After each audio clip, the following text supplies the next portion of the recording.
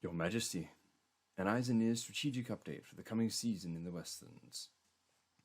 What was, what will be, and what is may yet be spoiled by this report, which contains major spoilers through all of Season 1 of this turning of the Wheel of Time, and minor plot-related spoilers for Book 2 of last turning.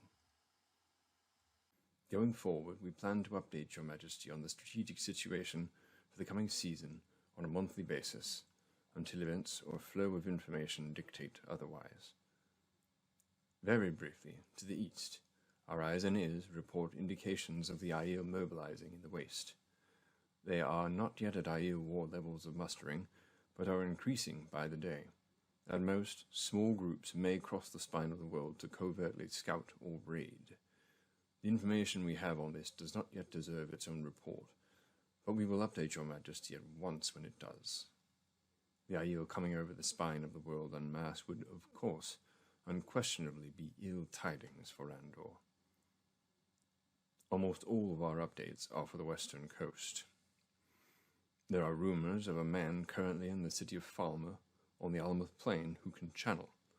Some suspect he thinks himself the Dragon Reborn, but we cannot know for certain yet. Our eyes and ears report a sizable contingent of Whitecloaks heading for the Almuth Plain. Perhaps they also hear rumors of this man and intend to imprison or kill him before he gathers an army, though I have no idea what they will do if he can actually channel. That is something only the Aes Sedai would be truly capable of addressing.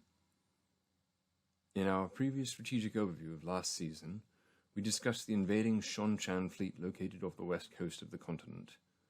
My clerks and I have obtained additional information, and we have gathered and developed new projections on Seanchan courses of action for their attack on the Westlands. Based on information from our eyes and ears, we can now report with total confidence that the Seanchan will conduct an amphibious landing on Toman Head and attempt to take Falmer at some point in the coming season. We foresee 3 possible courses of action that the Seanchan invasion could take. 1. The Seanchan attack at Falmer only. This is the most likely course of action. They would mass their forces on the peninsula of Toman Head by conducting amphibious landings at multiple locations in the vicinity of the city. Then, using their vast fleet to block support or resupply from the sea, they assault the city with their ground forces. If rumors that they have channelers are true, they will likely use them to conduct range attacks on the city to wear down their defenses, before using ground forces to take and hold the city. This course of action greatly increases their chances of taking and holding Falmer.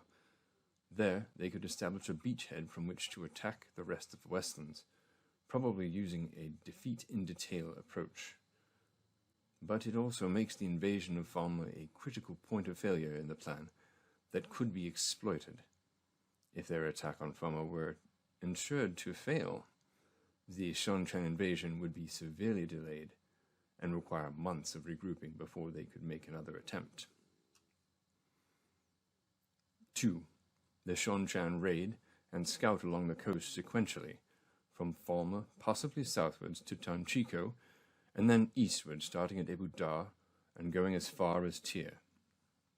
This may be the least likely course of action given new, recently gained information, unless this course of action continues over several seasons. This approach allows for the Seanchan fleet to have maximum flexibility on where and when to conduct attacks. Rather than commit to one location only, the fleet would seek out locations vulnerable to attack and strike, while maintaining the ability to mass forces on a weak target when located. The geography of the Westlands, however, does not lend itself to this mode of attack. Windbiter's Finger and the Shadow Coast on the extreme southwest corner of the Westlands are vast areas of undesirable, uninhabited land that the Seanchan would have no interest in. In the time required to round the rocky coastline of Windbiter's Finger, news could have traveled from Tanchico to Ebou Dar of the invaders, and the Seanchan would lose the element of surprise. Before and after this point, however, the Seanchan probably could travel faster than the news of their arrival, and retain the element of surprise. Our understanding is that the Shonchan have no interest in our demand due to the preponderance of evidence that they will focus their efforts elsewhere, coupled with the analysis of potential targets you will find at the end of this report. 3. The Shonchan conduct a multi-pronged coordinated assault against both the western and southern coasts of the Westlands. This is the middle option between the other two. The ships currently off the coast of Falmer drop anchor, while part of the fleet navigates into position at other cities. These could include Tanchico, Ebu Dar, possibly Ilion, or even Tyr. The ships by Falmer would only begin attacking after roughly the amount of time needed for the rest of the fleet to reach all of the other cities intended as targets, maximizing their element of surprise. Word of their other attacks would not reach Falmer well until after its fate had already been decided, perhaps not even this season. In order to anticipate which cities the Shonchan are most likely to attack, my clerks and I have ranked each city in terms of risk and reward. The more difficult the city would be to take, the greater the risk. The more powerful and large the city, though, the greater the reward. Each ranking is on a scale of 1 to 5, 1 being low and 5 being high. As the chart shows, Falmer is a low-risk, low-reward target, ideal for an initial place for the Shonchan to strike. Bandar-e-Ban, though, is a high-risk, moderate-reward city, making it the worst possible overall target. Tanchico and Ilion are middling options that the Shonchan will likely consider strongly. Tyr's rank presumes that the Stone of Tyr would not fall, but that the Shonchan would nonetheless take effective control of the city and its vast population located at a site of great strategic import. After all, our understanding of the prophecies indicate that only the Dragon Reborn will be able to take the stone, and for all their power, I don't believe for a moment the Shonchan have the Dragon Reborn on their side as well.